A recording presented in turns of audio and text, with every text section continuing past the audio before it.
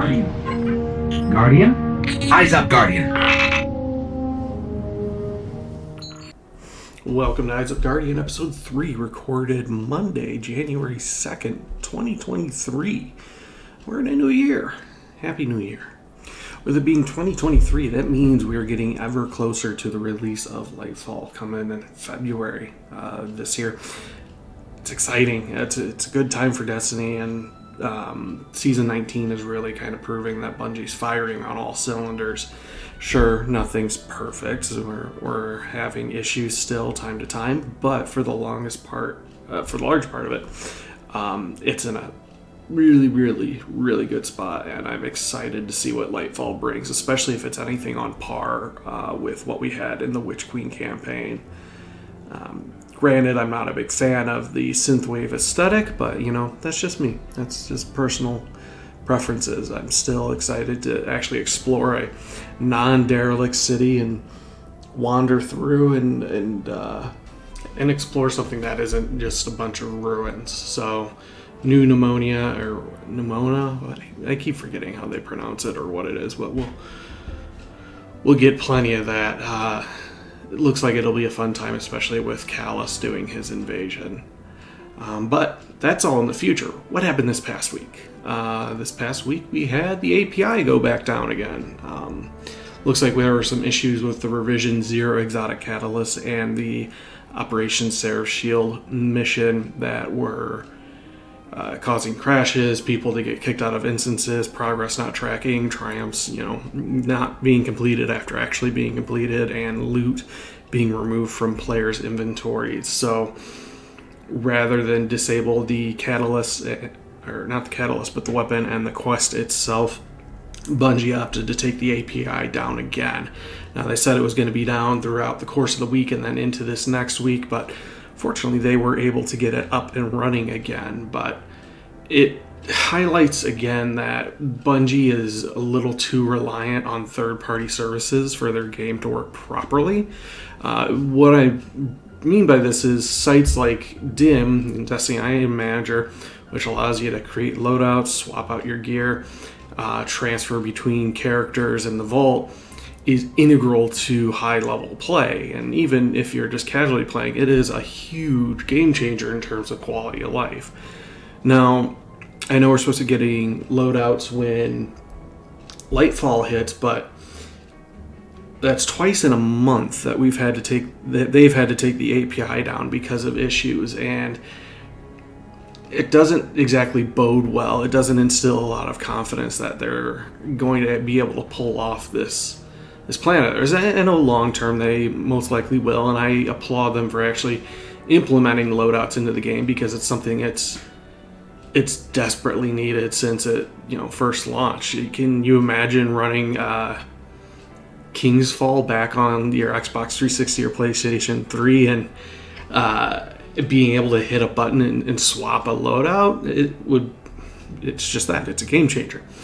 So, on top of that, then, sites like Charlemagne and Light.gg, not Charlemagne, Braytech.org, and even the Charlemagne Discord bot, these are all commonplace. And we're forgetting the big elephant in the room, the looking for group services through the Destiny Companion app, the Xbox looking for group services, which then pull from the Bungie API to actually put the parties together.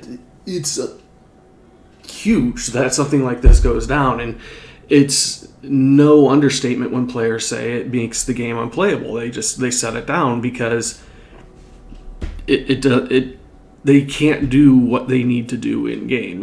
Yes, you can, but case in point, say you need to swap out a weapon from one character to another. Like, okay, I'm running Spire the Watcher. I need X weapon, but X weapon's on this other character. So let me log out of my current character, log into my secondary character, fly to the tower, go to the vault, dump the item into the vault, log out of that character, log back in on my first character, fly to the tower, go to the vault, pull out the item, equip it, and then I can go and launch the activity. It's several minutes of dead time, where with DIM, you just have DIM open already, and then you click, drag, boom, in your inventory.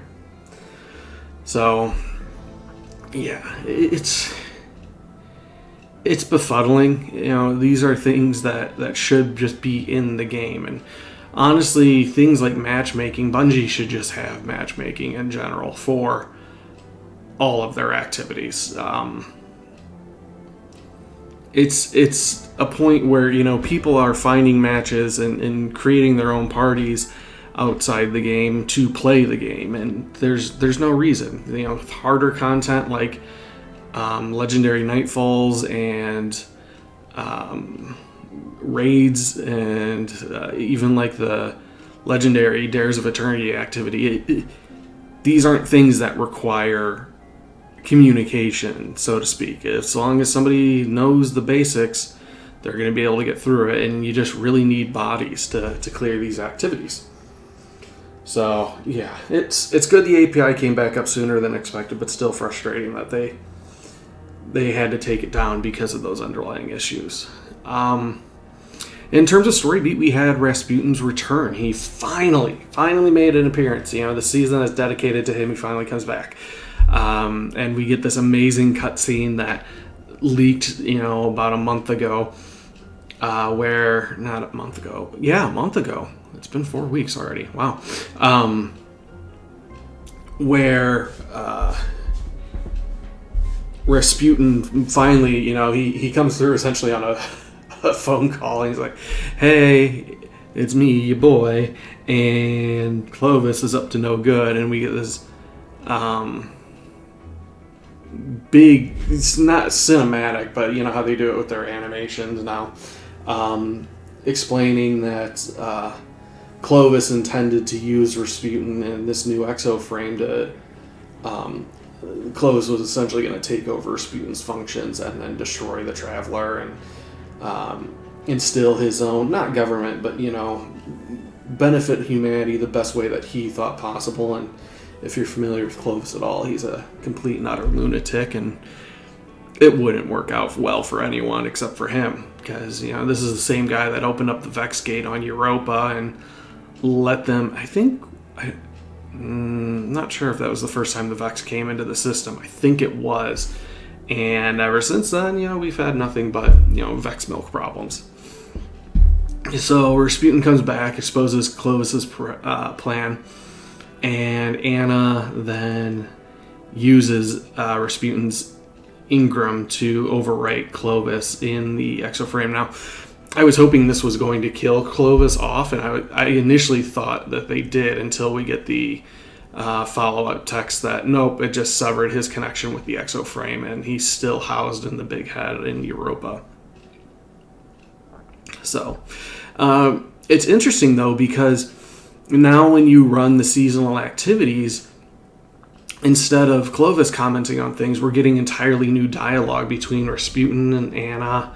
Of course, Osiris comes back and is a total dick to Rasputin, and there are theories that, it's not really Osiris. He's, his body's playing host to Nezrak, and odds are we're never actually getting Osiris back, which I'd be okay with, because he's a character I've never, ever liked. But, Big Red's back, and it's not as disappointing as I initially thought it would be. We're going to... Spoilers, Rasputin's going to die by the end of this season. But it's not as disappointing as I thought it was going to be. A lot of the stuff I'd seen was without context, and I'll admit that I was wrong and, a little harsh without actually having... Well, nobody had the opportunity to play it at the time, but I should have been more patient before casting down judgment. And I'm very, very happy with how things are going and the way that they are handling Rasputin. So, beyond that, we then got our first upgrade for Operation Seraph Shield, where we can either... I know two of the choices are ones you can get past the laser grids and the others you can open the doors. I forget the third one is, but the only important one is being able to open up the doors, because you can just eager edge past the laser grid or Icarus Dash if you're a warlock. So I know I talked last week. I was trying to wall hack and get around stuff, and it just wasn't working for me. So patience was the name of the game. And as I said, a few minutes ago, I'm not exactly the most patient. So first thing I did after completing the story was go in and then open up the rest of the doors in Operation Seraph Shield and get my nodes, and then getting the best fucking Sparrow in the game. It looks so good, and I'm well contented with the effort it took to get it. So beyond that, you then have an additional, not necessarily a mission, but there is a little Easter egg, and it's just delightful, where you go through and you open up the door with the 50 nodes, go through, there's several laser grids, but again, just eager edge your way past them. And then there is a little secret mission area where you go through the underbelly of the Seraph station, and you're tracking down an adorable little exo dog.